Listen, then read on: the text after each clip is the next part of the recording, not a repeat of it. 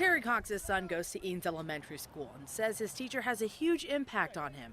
So when he hears about the possibility of layoffs, it concerns him. I know they're in a difficult position to find money, but that would be the last thing I would want them to do.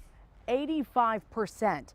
Eanes ISD says that's how much of its operating budget is directly tied to teachers and staff. And with a projected $5.7 million deficit, they're concerned if they have to make budget cuts, teachers could possibly be on the chopping block. In a memo earlier this month, the district superintendent explained how 54% of its funding goes back to the state as part of the so-called Robin Hood school financing system. In a statement, the district told KXAN News, quote, "The board began the discussions Wednesday and were presented preliminary numbers. All of this is preliminary. No decisions have been made." Will it be painful in the interim? Yes, it's going to be.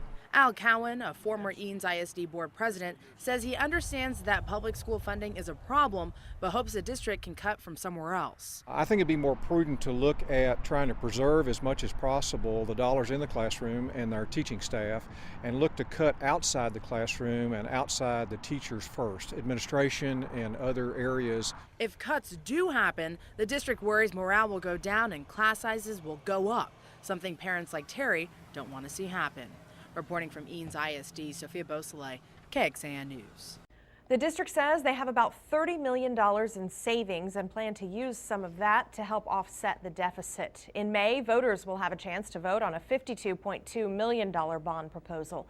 Eanes ISD says it would cover facility improvements and academic programs. Last year, voters turned down an $89.5 million proposal.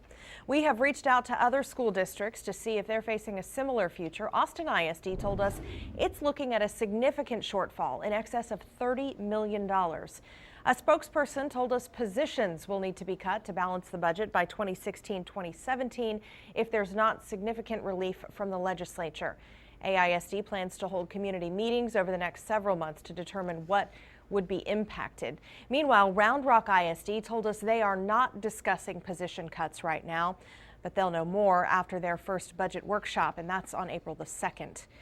Earlier this week, we told you the state legislature may finally give school districts more money. Representative Jimmy Don Aycock announced the House is adding $3 billion in funding to revamp the Texas school system. But at this point, it is far from a done deal.